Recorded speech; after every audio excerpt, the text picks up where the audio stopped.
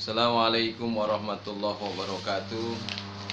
Salam sejahtera buat kita semua. Apa kabar anak-anakku sekalian? Mudah-mudahan senantiasa berada dalam kesehatan.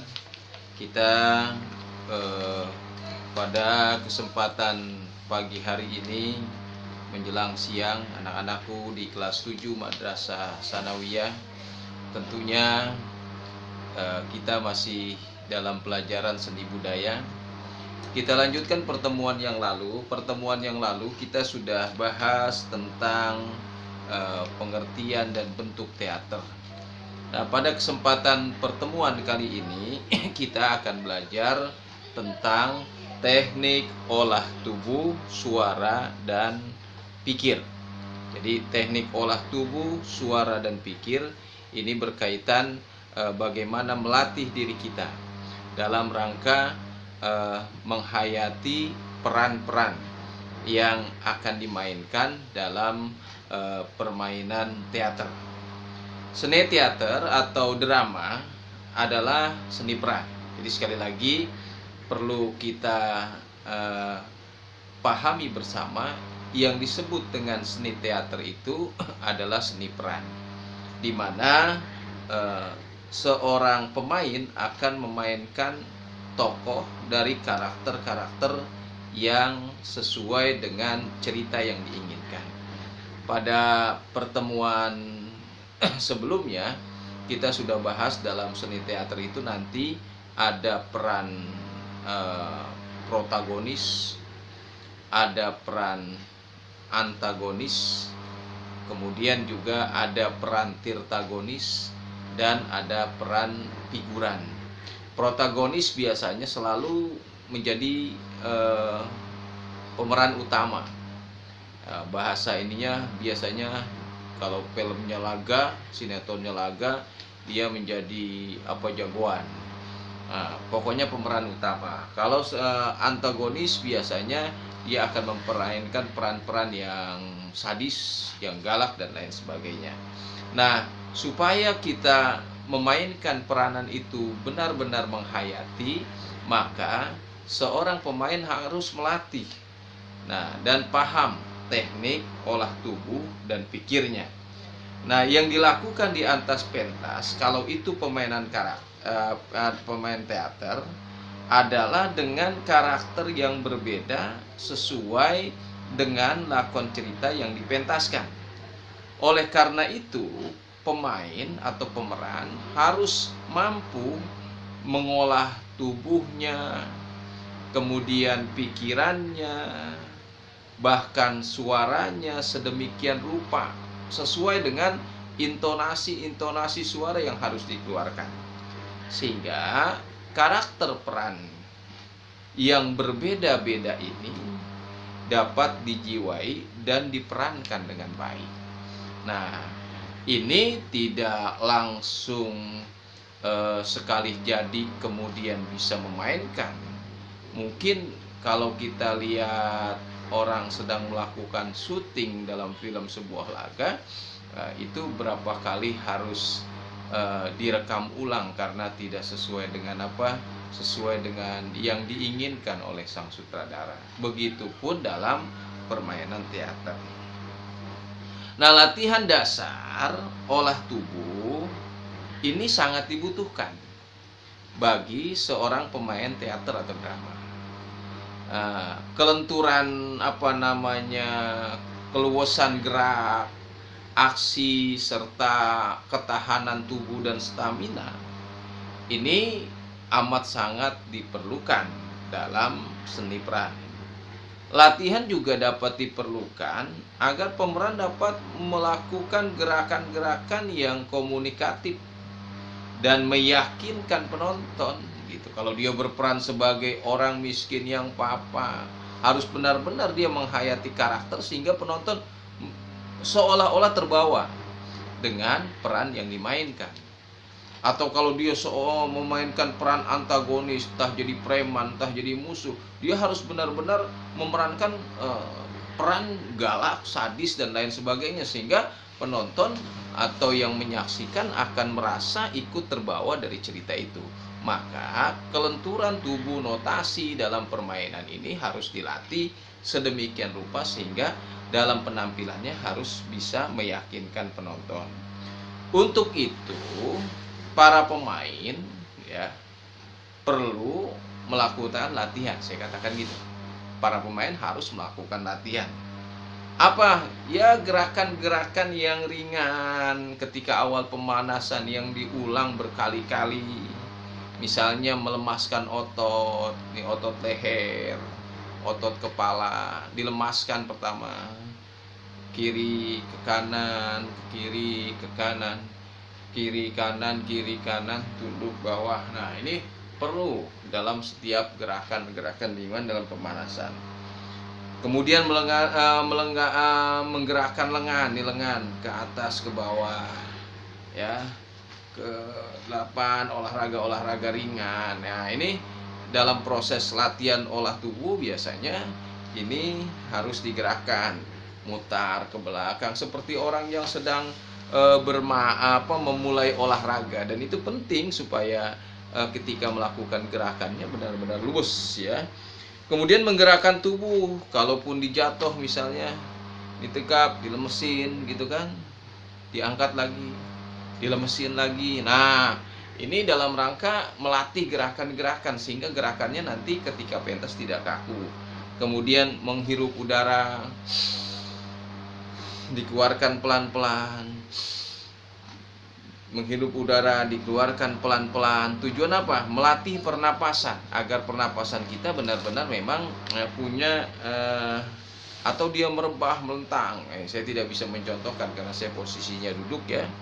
Berbaring, kemudian bangun lagi sambil teriak ha hu ha hu. Ini penting ya dalam rangka menggerakkan, melenturkan otot-otot tubuh, kemudian sebagai langkah awal dari sebuah pemanasan ketika melatih olah tubuh kita melakukan peran. Misalnya berbaring miring, tangan diangkat sekujur bahu sambil mengatur pernapasan, kemudian tengkurap, angkat kedua kaki. Nah, angkat dua kaki seperti orang sedang senam gitu kan. Nah, itu dalam rangka melatih tubuh.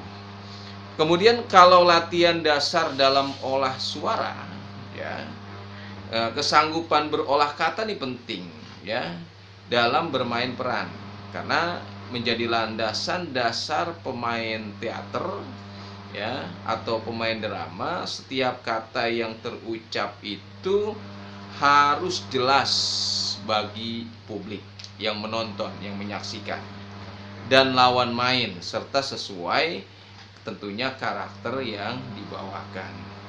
Nah, seorang aktor atau aktris ini harus dapat bernapas secara benar. Jenis pernapasan yang baik adalah pernapasan diafragma. Dulu kita sudah bahas pernapasan itu ada 3. Ada pernapasan perut, dada, kemudian pernapasan perut. Di antara dada dan perut itu ada namanya disebut pernapasan diafragma. Nah, di pernapasan diafragma ini harus dilatih ya, seperti juga dalam olah vokal, dalam seni musik kita harus melatih napas panjang agar bisa mengucapkan kalimat-kalimat yang panjang tanpa putus.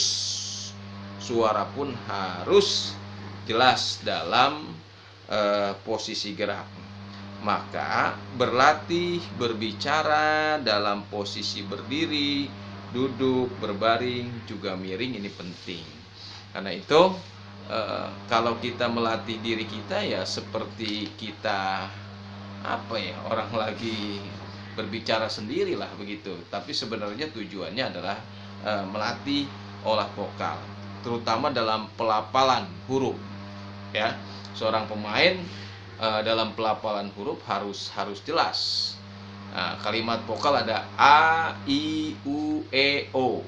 Nah, a, i, u, e, o, a, i, u, e, o, a, i, u, e, o. Nah, itu namanya senam mulut. R, nah itu namanya konsonan ya.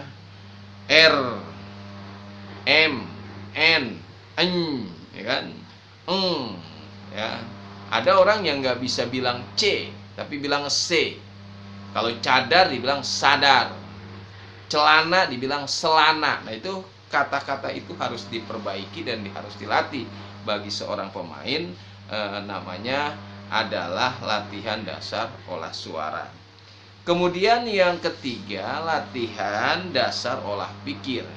Latihan dasar olah pikir maksud dan tujuannya adalah seorang pemain nanti bisa mencapai klimaksnya, bisa menghayati peran yang dimainkan. Karena menghayati peran yang dimainkan ini menjadi sebuah penting sehingga dia total ketika memainkan peranan yang diinginkan. Betapa banyak aktor-aktor atau aktris-aktris ketika dia harus memerankan, misalnya dia artis di dunia hitam, dia harus survei dulu, observasi ke dunia malam. Atau misalnya dia ketika dia memerankan dirinya menjadi pencopet, dia berusaha bagaimana mencari pencopet yang profesional. Nah, itu untuk peran-peran antagonis. Maka ini juga perlu latih, disebut namanya olah dasar pikir. Olah pikir dasar membiasakan diri berkonsentrasi untuk mengingat kembali kejadian yang pernah dialami untuk membantu penjiwaan, pemusatan pikiran atau olah pikir. Jadi kejadian-kejadian yang pernah dialami, kemudian ketika dia memerankan, dia bisa berkonsentrasi. Kalaupun dia misalnya bersedih, ya benar-benar bersedihnya memang hasil dari sebuah konsentrasi dan penghayatan. Olah pikir ini dibagi kepada 3 bagian. Pertama, olah pikir panca indera. Yang kedua, olah pikir dari jiwa. Dan yang ketiga, olah pikir dari ingatan. Nah, ini yang harus dilatih. Olah pikir dari panca indera adalah mengingat pengalaman panca indera. Seperti misalnya, bayangkan rasa panas itu bagaimana ya kalau kita panas. Atau kalau kita merasa diri kita dingin, kita konsentrasi bagaimana dingin ketika menggigil. Nah, gitu ya, itu panca indera. Atau misalnya ketika ada yang luka dari bagian-bagian tubuh kita, bagaimana kita nyeri merasakan tuh ya. Kemudian merasakan manis. Nah, kita mengecap makanan rasa manis. Nah, kemudian bagaimana? Asam bagaimana? Atau pahit bagaimana? Mimik dan panca indera kita itu perlu dilatih, namanya olah pikir panca indera. Yang kemudian olah pikir dari jiwa. Ini adalah untuk membangkitkan emosi. Oleh karena itu yang dimunculkan adalah pengalaman emosi. Nah, jiwa. Misalnya rasa kagum, terpukau, wow. Nah, gitu kan? Atau percaya diri. Atau misalnya merasa sakit hati, kesel, bangga, geli, marah. Nah, itu perlu dilatih ya.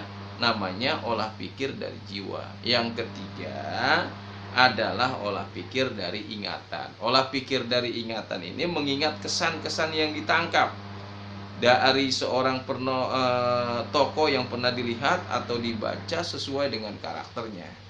Oleh karena itu menjadi penting kalau ketika kita mendapatkan peranan tokoh-tokoh legendaris atau tokoh-tokoh pahlawan nasional, tiba-tiba menjadi aktor, harus menjadi Soeharto, harus menjadi Soekarno, harus menjadi Jenderal Sudirman, atau menjadi B.J. Habibie.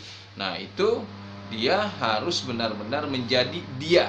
Nah, itu butuh latihan olah pikir ingatan, tentunya tidak lepas dari observasi, imajinasi, penghayatan, improvisasi, kemudian pembangunan karakter, peranan yang akan dimainkan. Latihan dasar mimik perlu dilatih juga secara kontinu. Mimik itu adalah ekspresi untuk tiap emosi yang berbeda-beda. Jadi latihan ekspresi untuk sedih, raut muka yang murung bagaimana,